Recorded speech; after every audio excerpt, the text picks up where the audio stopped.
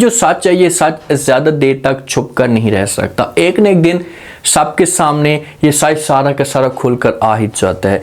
आप सफीना खाला की बात की जाए ना तो सफीना खाला का सच सबके सामने ऐसा ऐसा खुलना शुरू हो चुका है। पहले जो है वो मंशा के ख़ानदान को इस बात का पता चलता है, उसके बाद हैदर साहब सारी की सारी जो असलियत है इसे हादी को जाकर बता देता। अब क्या हो सकता है नेक्स्ट एपिसोड में, और इस कहानी के पीछे अब बहुत सारे राज छुपे हुए हैं। ऐसा लग रहा है कि जो हादी का दादू जान है इसने किसी किस्म का सफीना खाला के ऊपर बहुत बड़ा जुल्म किया। नेक्स्ट एपिसोड में क्या ट्विस्ट पैदा होगा, मंशा जो हरकतें कर रही है तो क्या इस मामले पे शुजा मजबूर होकर मंशा को तलाक भी दे सकता है। मंशा अब अपने तीसरे यार के पीछे भाग रही है। मंशा को इस मामले पे सोचना चाहिए था कि यार मेरा जो हस्बैंड है मेरे ऊपर इतना प्रेशर डाल रहा है और घर की वजह से मेरी इतनी परेशानियां खड़ी हो चुकी हैं, तो मुझे जो एहतियात से चलना चाहिए, लेकिन ये किसी किस्म की कोई भी बात नहीं सुनती और शुजा की बात के ऊपर ये तवज्जो तक नहीं देती और ये आराम के साथ मोहित के साथ अपना वक्त गुजारती हैं। हालांकि होती है ऐसा कि बीवियां ऐसा करती हैं, अगर उनके हस्बैंड उनके साथ सही तरीके से बात ना करें, हर वक्त शक करें, तंज करना शुरू कर दें, तो बीवियां जो होती हैं ये मजबूर हो जाती हैं, किसी और जगह पर मुंह मारना शुरू कर देती हैं। आप मंशा को देखा जाए ना तो मंशा का जो एक ख्वाब था कि भाई मुझे पैसे मिलेंगे, मैं इस घर के अंदर आकर अयाशियाँ करूंगी, तो ऐसा कुछ भी नहीं होता। शुजा इसके सारे के सारे ख्वाबों के ऊपर पानी फेर देता है, तो इस मामले पे मंशा को बहुत दुख होता है। तो बीच में तीसरा बंदा आकर टांग अड़ाने की कोशिश करता है मुहित, और ये बार बार मंशा को कॉल करता और अपने जाल में फंसा लेता है। मंशा को कहता है कि भाई आपने हर सूरत में जो है वो डिनर पे आना है, हम एक साथ वक्त गुजारेंगे, लाइफ को एंजॉय करेंगे और मुझे पूरा यकीन है कि आप मुझे इस बात से इनकार नहीं करेंगे। तो मंशा कहती है कि ठीक है भाई, मैं आपकी बात मानने के लिए तैयार हूँ, मुझे आप थोड़ा सा वक्त दे दें, मैं तैयार होकर आती हूँ। ये तैयार होती है और तैयार होकर मोहित के पास पहुंच जाती है, मोहित के साथ बातें करना शुरू कर देती है। दोनों जो है वो अच्छे तरीके से वक्त गुजारते हैं, प्यारा सा खाना खाते हैं। तो मोहित इस मामले से मंशा से पूछ गूछ करना शुरू कर देता है कि भाई मुझे ऐसा लग रहा है कि भाई आपके घर के जो हालात हैं ये ठीक नहीं। अब मोहित को सब कुछ पता होता है, तो मंशा की आंखों के अंदर आंसू आ जाते हैं, तो मोहित वहां पर ड्रामे करना शुरू कर देता है। मंशा को कहता है कि भाई अगर इस जगह पर कोई और होता तो वो ये बात करता कि भाई आपकी आंखों के अंदर ये जो आंसू हैं ये ठीक नहीं लग रहे, लेकिन मैं यहाँ पर ये कहूँगा कि ये जो आंखें हैं आंसू के अंदर भीग कर बहुत प्यारी लग रही हैं, बड़ी कमाल की लग रही हैं। तो जैसे ये बात मंशा सुनेगी तो मंशा अपनी तारीफें सुनना चाहती है। मंशा चाहती कि कोई आकर मेरी तारीफें करे ताकि मुझे जो और भी ज़्यादा सुकून महसूस हो। तो यहाँ पर मंशा खुश होगी और ये मोहित को कहेगी ऐसा कह रहे हैं, तो आगे से मोहित कहेगा हाँ बिल्कुल बहुत प्यारी लग रही है, तो इसी वजह से मैंने जो वो तारीफ की है। तो इस तरह से इन दोनों के बीच में जो मामलात होंगे ना ये मज़ीद क्लोज होना शुरू हो जाएंगे। मंशा और भी ज़्यादा मोहित की क्लोज होगी और इस तरह से ऐसा ये शुजा को भूलना शुरू कर देगी। लेकिन मंशा को इस बात का नहीं पता कि भाई तुम यहाँ पर कितनी बड़ी मिस्टेक कर रही हो, आपको सोच समझ कर चलना चाहिए। अगर इस हिसाब से आप तीसरी जगह पर जाकर मुंह मारेंगी ना तो शुजा के हाथ से भी आप निकल जाएंगी, और जो आपका एक वालिद उम्मीद लगाकर बैठा हुआ है कि चलो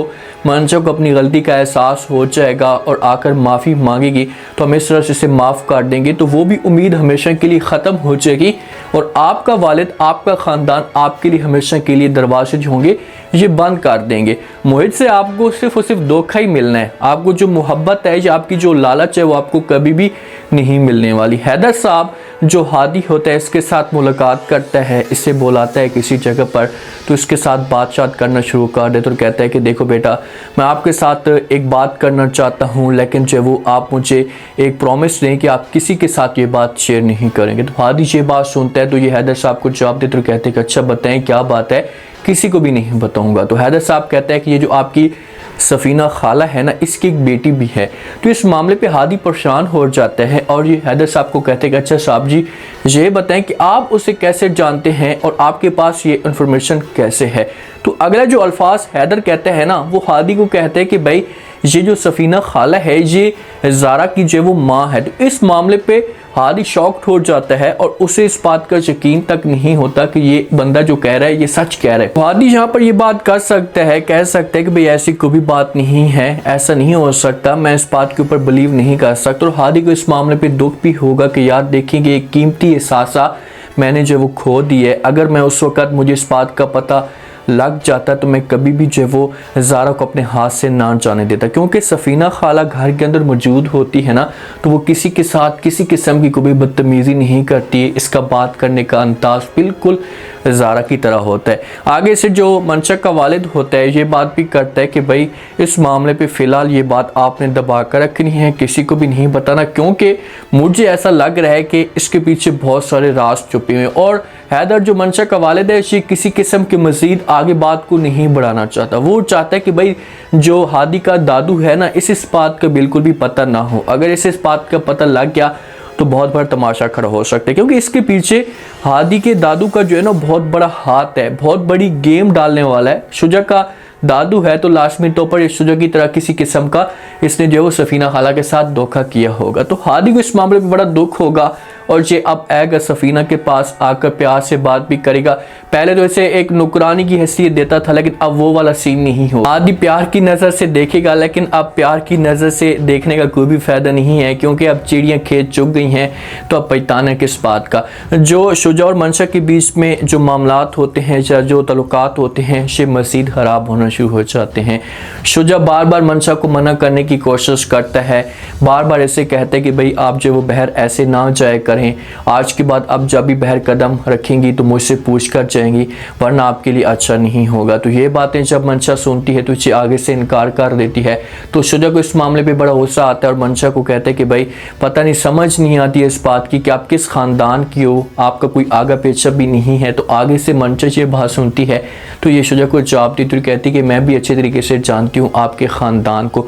तो शुजा कहता है कि भाई दोबारा आपने ऐसा की कोई भी बात करने की कोशिश की या कोई भी ऐसी बकवास की तो अच्छा नहीं होगा। तो मंशा जवाब देती, अब मंशा सीरत तो है नहीं, सीरत तो चुप हो जाती है ना।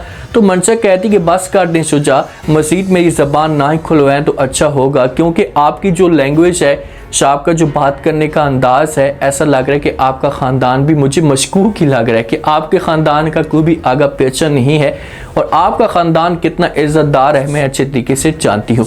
तो मज़ीद इस टॉपिक पे से बात नहीं करेंगे। अगर शुजा मंशा को रोकने की कोशिश करता है तो मंशा शुजा को ये बात कहेगी कि भाई ठीक है मैं आपकी बात मानूंगी, लेकिन आप सीरत के साथ किसी किस्म का कोई भी ताल्लुक ना रखें। आप सीरत के साथ ताल्लुक नहीं रखेंगे ना तो फिर मामला जो होंगे ये ठीक हो सकते हैं और आपकी जो बात है ये मैं मान सकती हूँ। शुजा जो होगा ये कभी भी सीरत के साथ अपना ताल्लुक ख़त्म नहीं करेगा। शुजा को इस बात का पता है कि मैंने सीरत के साथ ताल्लुक ख़त्म कर दिया तो सारा के साथ जो प्लान होगा ये मेरा मुकम्मल तौर पर ख़त्म हो जाएगा। जो मंशा और हमजा होते हैं ना ये अब जाते हैं, बर्थडे होती है दादू जान की, तो ये दोनों वहाँ पर जाते हैं। तो इस मामले पे हमजा जो होता है ये जो वक्त मंशा के साथ गुजारता है पार्क में, तो ये सब कुछ नहीं लगता हमारी जो वो ज़ारा को।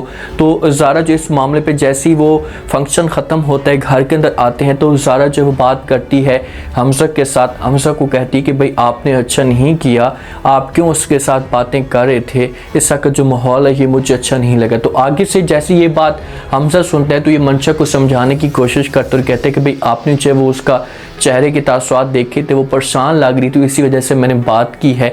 तो आगे से ज़ारा कहती कि अच्छा पार्क में जो आप मुलाकात कर रहे थे तो वो वाला क्या सीन था। तो इस मामले पे हमजा ज़ारा को समझा सकता है, लेकिन ऐसा लग रहा है कि अगर मंशा दोबारा से इंटर होती है और दोबारा से जो वो गेम डालने की कोशिश करती है तो हमजा जो होगा ये मंशा की बातों में आ सकते हैं और इसके फिर से ख्वाब देख सकते हैं। देखने चाहिए, देखें मंशा और हमजा के एक साथ होना चाहिए और मंशा अगर तलाक मिलती भी है तो ये हमजा के पास जा सकती है या मंशा को किसी किस्म का बहुत बड़ा लॉस हो, लेकिन ज़ारा और हादी के एक साथ हर सूरत में होना चाहिए, क्योंकि हादी ज़ारा के साथ बेपनाह मोहब्बत करता था। ने ज़ारा के मामले पे ख्वाब देखे थे और आज भी ये बंदा उम्मीद लगाकर बैठा हुआ है, आज भी ये सपने देख रहा है। और उसके बाद मज़ीद हादी के सामने ये भी असलियत आ चुकी है कि ये ज़ारा जो है हमारी अपनी है, तो फिर ये बंदा बहुत पछता रहा है। अब क्या हो सकता है नेक्स्ट आने वाले साथ में मंशा के साथ मज़ीद क्या गेम डाली जा सकती है। मंशा अब जिस बंदे के ख्वाब देख रही है ना तो वो कभी भी इसके साथ मुखलिस नहीं है, वो एक न एक दिन इसे ज़रूर धोखा देगा, ज़रूर चूना लगाएगा। तो उसके बाद फिर मंशा को इस बात का एहसास होगा कि यार नहीं मैंने कितनी बड़ी गलती कर दी है, मुझे ऐसा नहीं करना चाहिए। उम्मीद है आज का रिव्यू, आज के टीजर आप लोगों को पसंद आया होगा। आपने कमेंट सेक्शन में लास्ट में बताना आपको क्या लगता है क्या नेक्स्ट आने वाले के साथ में।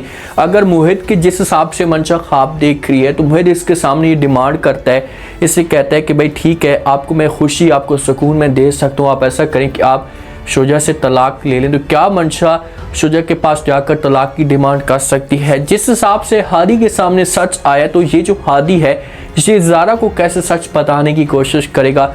लास्ट में फीडबैक दें और चैनल को लास्ट में सब्सक्राइब कर दें। शुक्रिया, अल्लाह हाफिज़।